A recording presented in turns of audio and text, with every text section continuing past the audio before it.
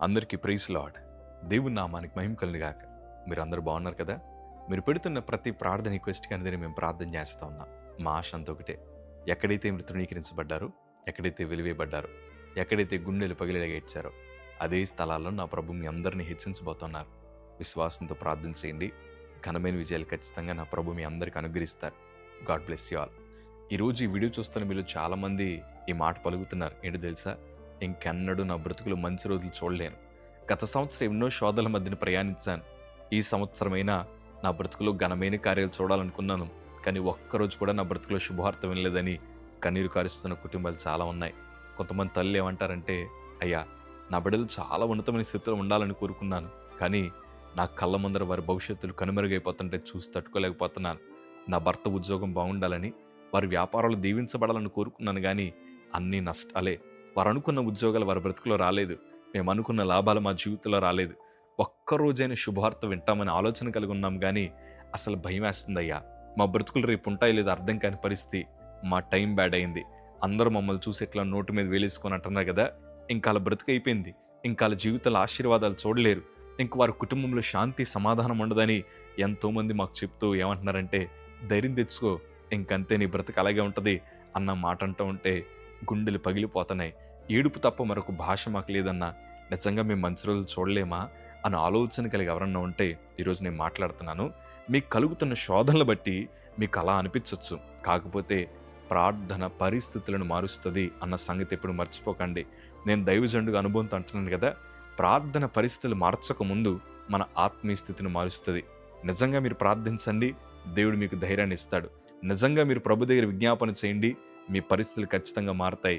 ఈరోజు మారలేనట్లు కనిపించవచ్చు, ఈరోజు జవాబు రాలేనట్లు కనిపించవచ్చు, కానీ మీ ప్రార్థన ఖచ్చితంగా మీ బ్రతుకులో పనిచేస్తుంది. అస్సలు అధైర్యపడాల్సిన అవసరం లేదు. మంచి రోజులు మనం ఖచ్చితంగా చూస్తాం. ఘనమైన కార్యాలు మన బ్రతుకులో ఖచ్చితంగా అనుభవిస్తాం. కీడునంతా మేలుకరంగా నా ప్రభు ఖచ్చితంగా మారుస్తాడు. మీరు మాత్రం ధైర్యంగా ఉండండి. నిరుత్సాహంలో నోరు మాత్రం జారద్దు. నిరుత్సాహంలో అల్ప విశ్వాసాన్ని మాత్రం ఎన్నడూ మీరు చూపించకండి. ప్రభువుని ప్రేమించండి. నా ప్రభు నాకు అన్యాయం చేయడు, నా ప్రభు నన్ను విడిచిపెట్టడు. ఏనాటికైనా నా బ్రతుకులను ఖచ్చితంగా మారుస్తాడు. తగిన కాలం వచ్చినప్పుడు ఫలమిచ్చు చెట్టు వలె ప్రభు నా జీవితాన్ని మారుస్తాడని చిన్నలు మొదలుకొని పెద్దవారి దాకా విశ్వాసంతో మీరు ప్రార్థించగలిగితే గొప్ప విజయాలు ఖచ్చితంగా మీ బ్రతుకులో చూస్తారు. ఎన్నడూ చూడము అనుకున్న మంచి రోజులు, ఘనమైన కార్యాలు మీ బ్రతుకులో ఖచ్చితంగా ప్రభు అనుగ్రహిస్తాడు. కోల్పోయిన ఆరోగ్యాన్ని తిరిగిస్తాడు. కోల్పోయిన శాంతి సమాధానాన్ని ప్రభు మీకు అనుగ్రహిస్తాడు. నష్టమంతటిని భర్తీ చేసి లాభాల్లోకి ప్రభు మిమ్మల్ని నడిపిస్తాడు. ధైర్యంగా ఉండండి. దేవుని వాక్యంలో చాలా అద్భుతమైన సందర్భము. దినవృత్తాంతం 2వ గ్రంథము 20వ అధ్యాయము 29వ మాట మనం చదవగలిగితే, ఇశ్రాయేలు శత్రువులతో యెహోవా యుద్ధము చేస్తునని దేశముల రాజ్యముల వారందరూ వినగా దేవుని భయం వారందరి మీదకి వచ్చెను. ఈ ప్రకారము అతని దేవుడు చుట్టూనున్న వారిని జయించి అతనికి నెమ్మది అనుగ్రహింపగా యెహోషాపాతు రాజ్యము నిమ్మలముగా ఉండెను. దేవుడు యెహోషాపాతు పక్షాన యుద్ధం జరిగించాడు. దేవుని ప్రజల పక్షాన యుద్ధం జరిగించాడు. గతములు చాలా ఓటములు వారి బ్రతుకులు వచ్చాయి. వారు జయించలేకపోయారు. ఇంతకీ వీరి బ్రతుకులు మారడానికి, శాంతి సమాధానం వారి రాజ్యంలో ఉండడానికి, ప్రశాంతమైన వాతావరణం వారు అనుభవించడం గల కారణం ఏంటో తెలుసా? వారందరూ కలిసి ప్రభు దగ్గర ప్రార్థించారు. ప్రియ సంగమా, ఈరోజు మీకు కలిసి ప్రార్థించేవారు ఉంటే మీరు ధన్యులే. తల్లిదండ్రులుగా, కుటుంబాలుగా మీరు కలిసి ప్రార్థించండి. నేటి దినాలు కుటుంబాలు అపజయాలకు వెళ్ళడం గల ప్రాముఖ్యమైన కారణం ఏంటో తెలుసా? వారు మంచి రోజులు చూడకపోవడం గల కారణం ఏంటో తెలుసా? కుటుంబారాధన చాలామంది చేయట్లేదు. ఈరోజు దైవజనుడిగా నా మాటను గౌరవించి కుటుంబారాధన ప్రారంభించండి. ఎంతమంది ప్రారంభిస్తారో కింద కామెంట్ బాక్స్లో తెలియచేయండి. కుటుంబారాధన చాలా ప్రాముఖ్యమైంది. తమను తాము తగ్గించుకొని, ప్రభా నువ్వు తప్ప మాకు వేరొక దిక్కు లేదయ్యా అని ప్రార్థించారు. మా జ్ఞానం సరిపోదయ్యా, ఏమి చేయాలో మాకు తోచట్లేదు, మాకు శక్తి సరిపోవట్లేదు, శత్రువులు మా మీద ఎన్నో విజయాలు పొందుతున్నారు, మేము అనగదొక్కబడుతున్నామయ్యా, మా దగ్గర బలం లేదని వారు ప్రార్థించగా దేవుడు వారి ప్రార్థన విన్నాడు. ఈరోజు నేను అంటాను, చాలామంది యవనస్తులు వీడియోస్ చూస్తున్నారు కదా, మీరు ఎందుకు కలిసి ప్రార్థించలేకపోతున్నారు? ఎందుకు కుటుంబాలతో కలిసి ప్రార్థించలేకపోతున్నారు? కుటుంబారాధనలో సాతాను శక్తులు చాలా బలంగా పనిచేస్తాయి. అందుకే కొంతమందిని కుటుంబారాధనలోనే గలిబిలి చేస్తాడు. కలిసి టీవీ చూస్తారు, బాగానే ఉంటుంది. కలిసి ప్రయాణాలు చేస్తారు, బాగానే ఉంటుంది. కలిసి ఫంక్షన్కి వెళ్తారు, బాగానే ఉంటుంది. కానీ కలిసి ప్రార్థించే విషయంలోనే పలు రకాల రూల్స్ అండ్ రెగ్యులేషన్స్ పెట్టుకుంటూ ఉంటారు. ఏమని తెలుసా? ఒకవేళ కుటుంబాలుగా కలిసి కూర్చొని ప్రార్థిస్తే కొంతమంది రూల్స్ ఎలా పెడతారంటే, కొంతసేపే ప్రార్థించాలి, ఒక చరణమున్నే పాట పాడాలి, లేకపోతే ఒక చిన్న వాక్యమే చదవాలి. ఈరోజు నువ్వు ప్రార్థన చేస్తే రేపు నేను ప్రార్థన చేస్తానని వాటాలు వేసుకొని 10 నిమిషాలు కూడా కలిసి కూర్చొని ప్రార్థన చేయలేకపోతున్నారు. మిమ్మల్ని ఏదో గాయపరచాలని మాటలు చెప్పట్లేదు. మన బ్రతుకులో ఆశీర్వాదాలు రాకపోవడం గల కారణము, మనం మంచి రోజులు చూడకపోవడం గల కారణము కలిసి ప్రార్థించక. ప్రియ సంగమా, తప్పుగా భావించకండి. ఎప్పుడైతే మనము కలిసి ప్రార్థిస్తామో అన్లిమిటెడ్గా ప్రార్థన మన బ్రతుకులో ఉంటుందో అన్లిమిటెడ్ ఆశీర్వాదాలు ఖచ్చితంగా మన బ్రతుకులోకి వస్తాయి. ప్రార్థన లిమిట్ చేస్తున్నాం, లేకపోతే కుటుంబారాధన లిమిట్ చేస్తున్నాం. 10 నిమిషాలు అయిపోవాలి ప్రార్థన, 2 నిమిషాలు అయిపోవాలి ప్రార్థన, చిన్న పాటే పాడుకుందాం, చిన్న వాక్యాన్ని చదువుకుందాం అని ప్రభువుకు చాలామంది దూరం అయిపోతున్నారు. అలాగ తాత్కాలికంగా ఏదో చేయాలి కాబట్టి అట్లా ప్రార్థన చేస్తే మన బ్రతుకులు ఎందుకు కార్యాలు జరుగుతాయి? విశ్వాసముతో గుండె లోతులోంచి మీరు ప్రార్థించండి. ప్రభా, నువ్వు తప్ప మాకు వేరొక దిక్కు లేదయ్యా, ఈ ఓటములని ఆశీర్వాదంగా మార్చండి ప్రభా అని మీ పూర్ణ హృదయంతో దేవుని మందిరంలో కన్నీరు కార్చగలిగితే మీ కుటుంబాలలో దేవుడు ఘనమైన కార్యాలు జరిగించడం ప్రారంభిస్తాడు. ప్రియ సంగమా, కలిసి ప్రార్థించండి. ఇక్కడ యెహోషాపాతు రాజ్యమంతా ప్రశాంతమైన వాతావరణంగా మార్చబడడం గల కారణము వీరు ప్రార్థించారు. దేవుడు వీరి పక్షాన్ని యుద్ధం జరిగించడం ప్రారంభించారు. ఇంతకాలం వీరు ఏదైతే జయించలేకపోయారో దేవుడు వారి కోసం జయించి విజయాన్ని వారి చేతిలో పెట్టారు. ఈరోజు మీ పోరాటాల్లో విజయం రాకే కదా మంచి రోజులు మాకు రావనుకుంటున్నారు. ఇంకా మా బ్రతుకులు ఏమీ జరగవు, మా బ్రతుకులు విజయం రాదు, మా బ్రతుకులు ఉద్యోగం రాదు, మాకు కోల్పోయిన ఆరోగ్యం మరలా తిరిగి రాదు, ఆస్తిని కోల్పోయాం, అనేక మంది మధ్యన అవమానపడుతున్నామని చాలా గలిబిలి ఎదుర్కొంటున్న మీతో ప్రభు మాట్లాడుతున్నాడు.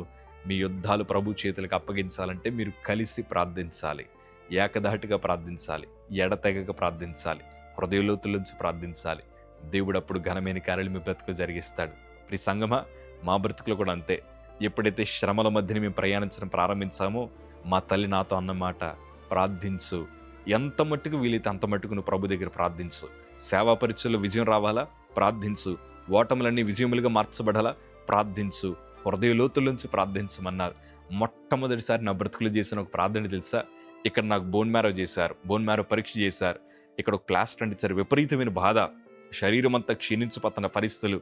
ఒక చిన్న బైబిల్ నా గుండెల మీద పెట్టుకొని ప్రభుదేవుడు ఒకే ఒక్క ప్రార్థన చేశాను. తండ్రి, నువ్వు ఉన్నావని చెప్పారు, నువ్వు మాట్లాడగలిగిన దేవుడు అని చెప్పారు, నా కోసం రక్తం కార్చిన దేవుడు అని చెప్పారు. తండ్రి, అందరూ చేతులెత్తేశారు. నువ్వే గనక నిజంగా దేవుడివైతే ఒక్కసారి నాతో మాట్లాడచ్చు కదయ్యా, నువ్వే గనక నిజంగా మా పక్షాన ఉంటే ఒక్కసారి దర్శించు ప్రభా అని ప్రార్థించగా ఆ రోజున హాస్పిటల్ గదంతా గొప్ప వెలుగు చేత నింపబడింది. ఫర్ ది ఫస్ట్ టైం నా బ్రతుకు దేవుని అనుభవం ఆ రోజే అనుభవించాను. దేవుని వెలుగు ఎప్పుడైతే నన్ను తాకిందో అప్పటిదాకా నాకు నచ్చిన పాపాలు, అప్పటిదాకా నేను జీవించిన దౌర్భాగ్యపు జీవితం అంతా నాకు అసహ్యంగా అనిపించింది. ఇన్నాళ్ళు నాకు నచ్చిన పాపాలు ప్రభు దర్శించగా నాకు అసహ్యం అనిపించి పశ్చాత్తాపడడం ప్రారంభించాను. ప్రభా, ఇంత ద్రోహం చేశానా, ఇంత పనికిమాలిన జీవితాన్ని జీవించానా, నన్ను క్షమించు ప్రభా, నన్ను బ్రతికించు అని అడగడానికి అర్హత లేదు, కానీ నేను చనిపోతే నీ రాజ్యానికి చేర్చుకో ప్రభా.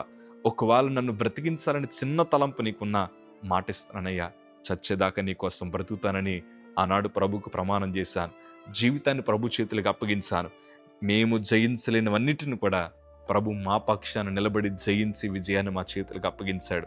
అందుకే అంటాను, ఈరోజు మేము తిండి తింటున్నామంటే దేవుని కృప, ఈరోజు మేము ప్రయాణాలు చేస్తున్నామంటే దేవుని కృప, ఈరోజు మా కుటుంబం అంతా ప్రశాంతంగా ఉందంటే దేవుని కృపే. మేము జయించలేని వాటిని ప్రార్థన జయించేలాగా చేసింది. ఈరోజు నేను అంటాను, మీ బ్రతుకులో మంచి రోజులు చూడాలంటే, కీడునంతా మేలుకరంగా మార్చబడాలంటే కుటుంబం అంతా కలిసి ప్రార్థించండి. ఒకవేళ కలిసి ప్రార్థించడానికి ఎవరు లేరా, మీ అంతటి మీరు గదిలోకి పోయి విశ్వాసంతో ప్రార్థించండి.